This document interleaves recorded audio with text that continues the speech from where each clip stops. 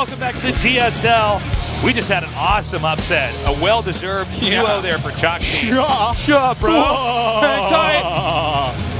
I can't believe how well Jockey played. Yeah. He totally manhandled Mario. It was not a game where we would say, oh, well, if he had had a few more games, maybe it would have been different. Absolutely not. Mario was totally outplayed by Jockey. Yeah. Very impressive. And so far in this tournament, all the top Terrans are crushing, right? Gumiho alive and two of the Horsemen beyond an innovation already going through. Is Mario the first to fall? Possibly. I think it's a very real possibility here, especially if you consider that Solar and Patience are no lightweights. Yeah, no, these guys are both deadly, and I was thinking that Mario would go to the winner match, but then something crazy could happen in the last match, possibly, that could knock him out. Because I think that Jockey was the one I guess I underestimated, as I think a lot of people did today. But these next two guys are pretty killer against Terran. As far as going up against each other, I really give Solar a big edge against Patience. I really, I mean, Patience is quite good, but I think Solar is one of the best, smartest Zergs out there. He's very revolutionary. He actually, guys, was the first top pro to use Hydra Bane against Protoss, just to put this out there. Hydra Bane, he used it over a year before it ever got popular. Very true. He used it against Stats in SSL third place match or something like that, and it just brought Stats to his limit there. And this was before all the buffs and stuff to those units. So, anyways, Solar he also kind of has revolutionized Swarm Host play. I know that he wasn't the very first to use it, but he's made it so good and so strong. He's just, I mean, he's such a strong Zerg player. I kind of been thinking he'll get first place in the group, to be honest. I think Solar is definitely the favorite, not just based off who the two players are, but the way the matchup's working. Seems like a lot of Zergs are able to bust down these Protosses before they can ever get to where they wanted to get to. Indeed, indeed. We're going to go onto the map, Abyssal Reef. Let's see what Patience has in store for us. Patience, a very different Protoss from a lot of these other Protoss players we've had here in the StarCraft 2 pantheon of good players. So let's see what happens. Fight!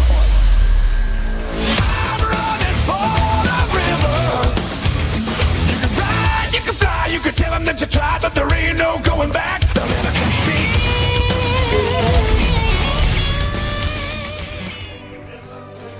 3499. In the upper left, in the blue, he is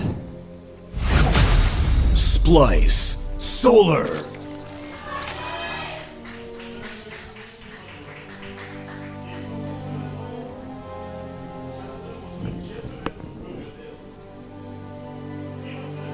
in the bottom right, in the blue, he is Dead Pixels. Patience.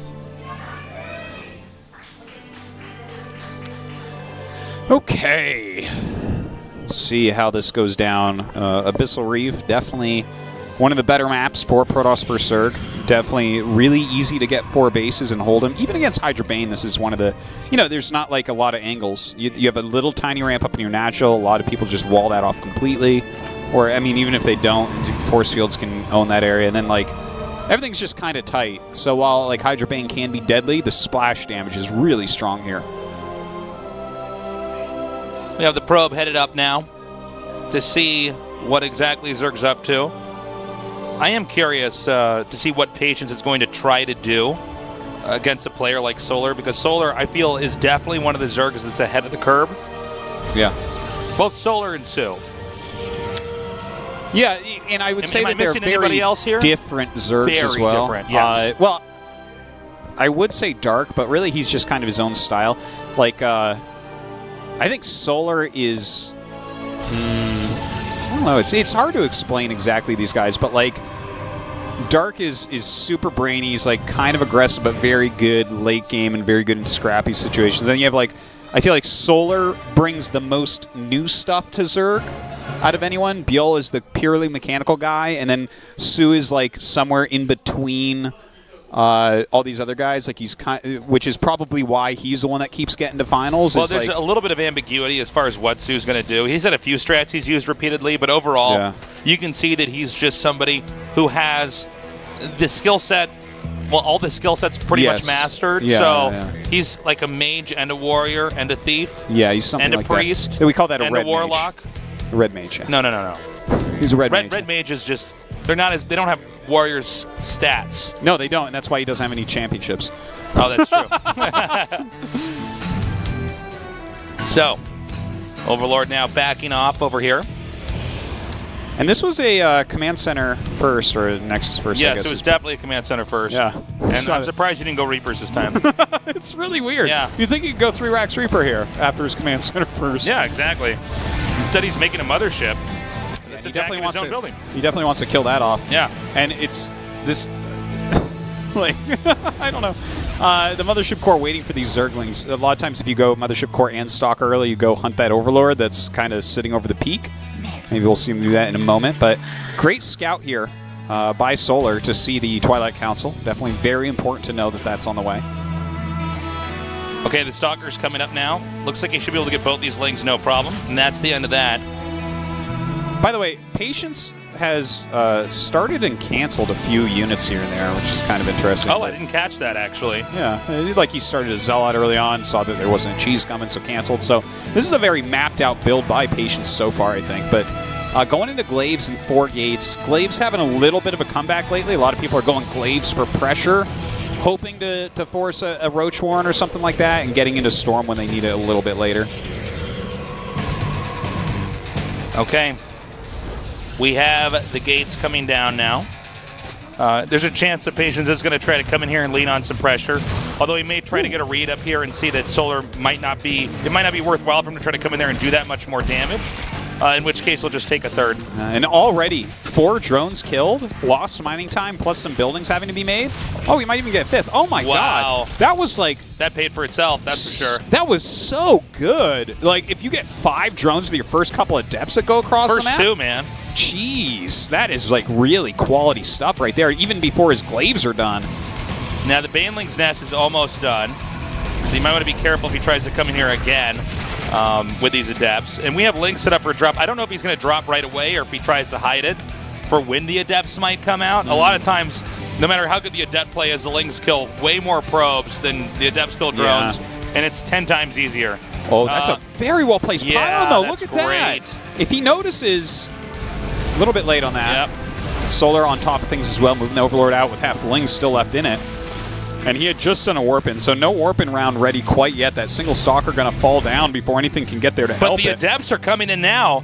Is there actually enough to try to defend this? Note that he's going to try to target down this first Queen, and he gets it right before the Shade finishes. Ooh, the Baneling's not quite done yet as well, and with Glaives done, these Adepts massacring absolutely everything. I'm not sure he's going to have enough Banelings. That he needs to come in all at once with the Banes, because if one Bane comes up, the Adepts can target it, assuming that the screen there... Oh, wait, hold on. He just shades down into the Adepts. Great splitting, though, so he's like forced more Banelings to be used than really you want to, and he's... Look at this. This is still quality. Yeah, he lost 5 drones, but he's killed a lot of Lings, forced a lot of Lings. Some Banes have gone up against him, and he killed a couple more drones, at least, as well as a Queen. So... I still actually like where Patience is at. Like, this is a very comfortable assault. Look at that. He's got his 3rd up. He's doing cool stuff like getting a Robo in a Forge. That's tech right there. Tech awesome. Buildings. Whoa! I love those Robos. I love it. I can't wait to see Banelings hitting Immortals in a couple minutes. I do wonder, man. As I think good of a job as Patience has done, I think it's really going to come down later on to when the Hydra Den's finished. Now, with the Banelings here, I'm hoping for Solar's sake that he waits until the Adepts actually move out like this before he drops in there, because that's the moment where Patience might not be paying attention, and you could actually end up evening things out as far as worker count goes. But he hasn't done that yet. God, those two Adepts just got 5 drones. Okay, now this Every time he sends in 2 Adepts, it gets 5 drones. It's crazy. Here we go! Oh, he's going to pull! Oh, my God! Well, he just stomped on that. Only a couple probes going down. So definitely a good trade once again here by Patience, who is adding... Oh, no. Okay, that is a big game changer. Indeed. And there is just not enough everywhere to stop these Lings. Lings, you know, the big advantage about using Lings like this is that if it's only a few units defending, there's too many units to try to hit at once. But it seems like from here, Patience has handled it quite well. I thought he was going to actually get a lot more than this. Yeah, still you got 7, it looks like. Definitely a lot of force fields being used, which are going to be needed against Hydra Bane. So yeah, for later on, yeah. Yeah, a lot of overcharges. Like, basically his Mothership Core energy has been used up time and time again. So these are like little wins there for Solar. Imagine, though, like, little tiny things like this are why StarCraft 2 is so hard. Like, if he had an Adept in that wall, no damage really occurs. None. Instead of 7 plus 3 force fields plus an overcharge, right? And that's like, what a world of difference right there. And now with +2 melee finishing up, Banelings are going to one-shot probes. That's why he's going for some more drops. It's looking good.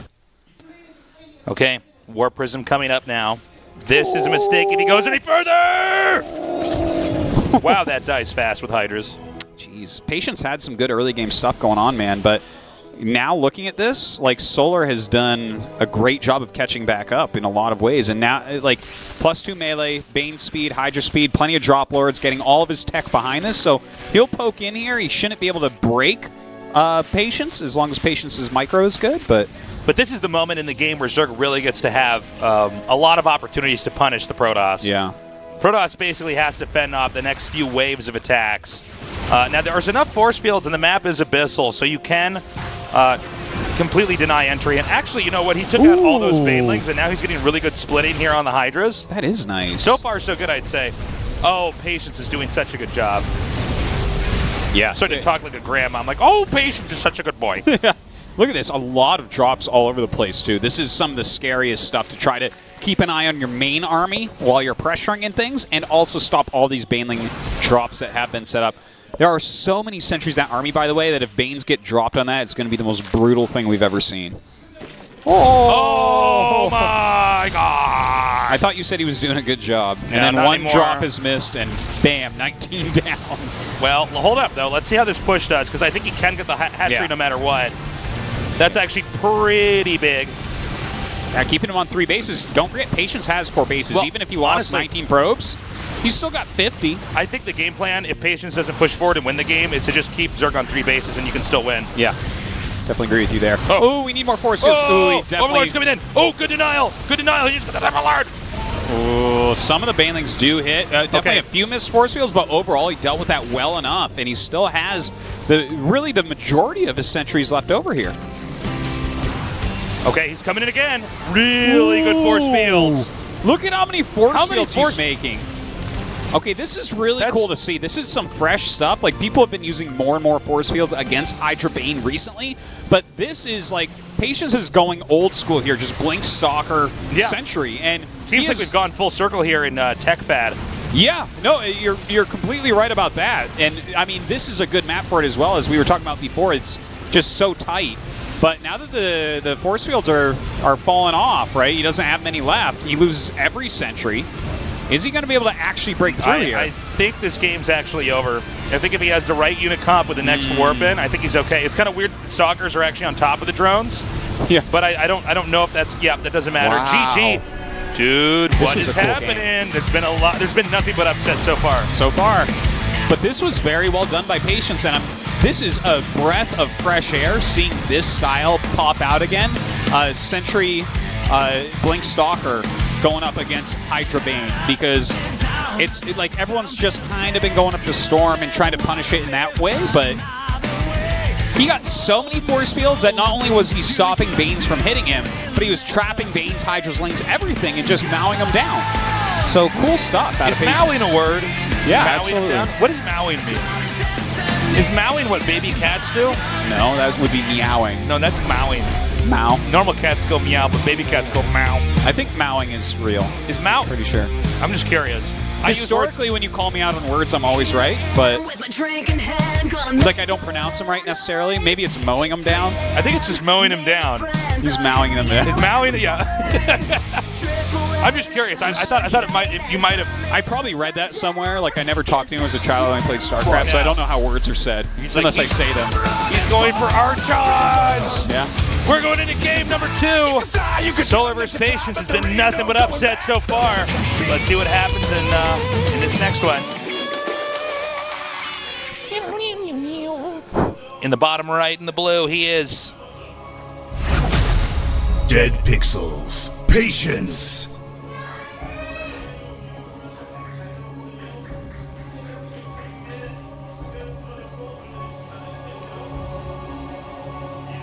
in the upper left in the red, our Zerg player. Splice. Solar.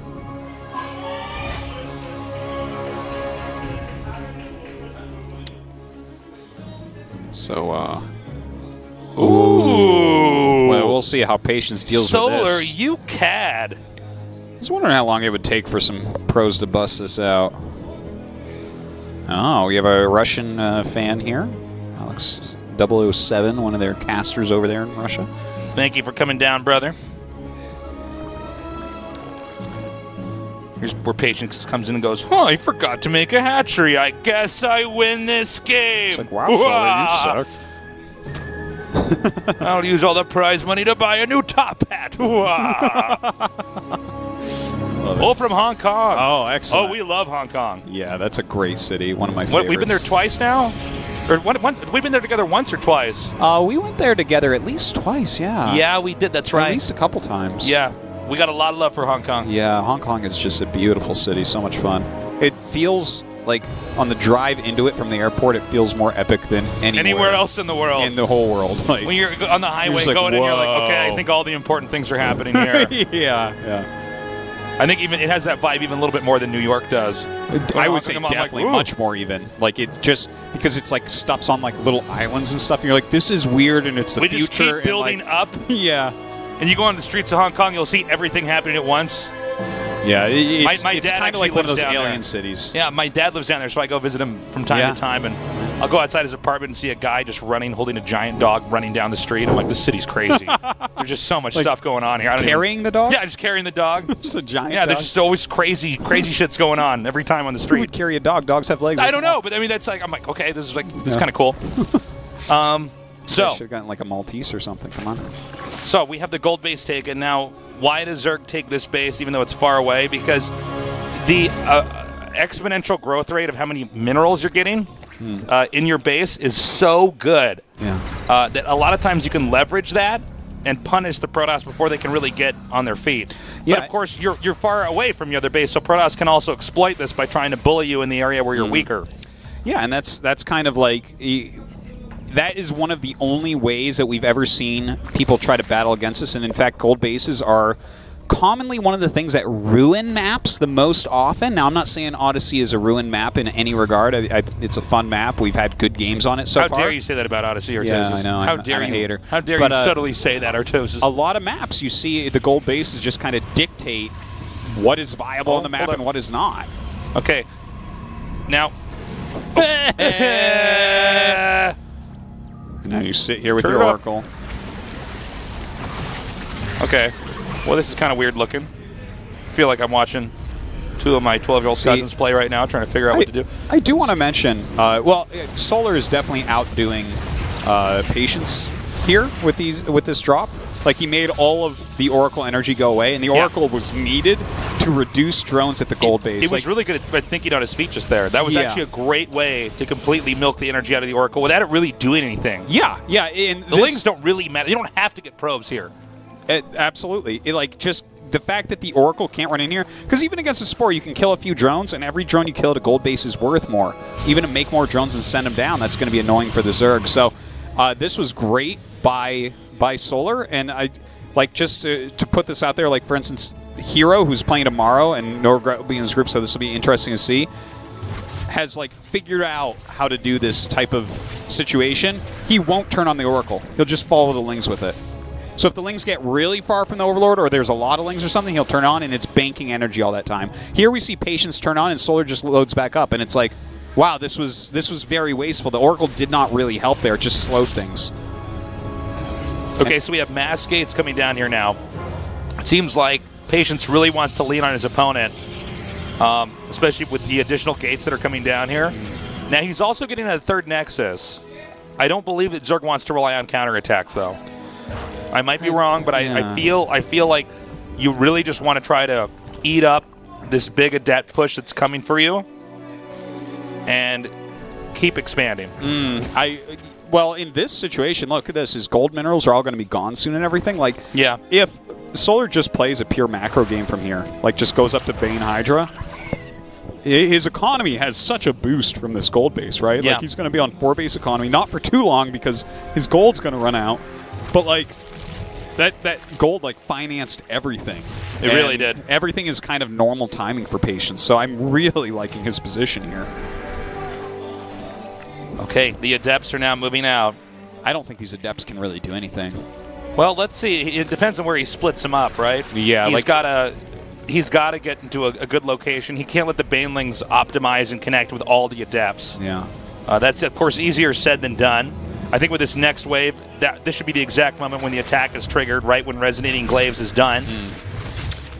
Let's see how well he can do here. There's a lot of Lings and Banes. You don't have to make as many drones when you take a gold base, so he's had a lot of time to make extra units here. Oh, great splitting. Okay, great splitting. That was like innovation level splitting there. Look at this. It's really hard for the Banelings to connect properly. Now, there still might be enough Lings left over, but I think with the next Warpin, that and the Oracle being triggered, I don't think that Solar can actually survive this. Yeah, you might be right. He's right in the rally point area. If he can actually get these Banes before they finish, too. Yeah, those Banes could help out if they can connect. Oh, actually, these are really good Baneling. Oh, my God. Yeah. Look at that. Ninja Vanish right there. Oh, boy. Patience might be able to just take him down 2-0. Patience just really gets this. He's actually getting a few Lings in here as he notices the Banelings are actually thinning out and the Adepts are a bit bruised. So this is kind of crazy, and I do have to be slightly critical here of Solar. Normally, when you take a gold base, you make a Roach Warren because, like, you get so many extra minerals, and that's what roaches cost, right, is minerals, and roaches make it so you don't die to anything early. Instead, he's just died to mass Adepts. GG. Patience wins 2-0. Definitely, this game, I'm not a super fan of how Solar didn't get the Roach Warren, but, I mean, Patience upsets with the 2-0 here, and now we had Patience versus Jockey in the winner match. So that's kind of wild. Kind of crazy, man. Yeah. Well, congratulations to Patience. He definitely earned it. So this is a funny match we got coming up, and I think both Jockey and Patience could definitely win. I think it's a real 50-50. Yeah, I don't know what to even say about that because they both just played very well. Guys, we're not even supposed to be casting this in the winners match, so this is really exciting. I'm not sure who comes out on top, but think about that loser match, though, too. Yeah. Solar versus Maru in the loser match. One of those guys is not in the next round. Spoiler alert. Either Maru or Solar drops out of Codes. We are going to go to a short break. When we return, Patience versus Jockey, a fight to move on to the round of 16 and escape from Group B in tonight's GSL Codes.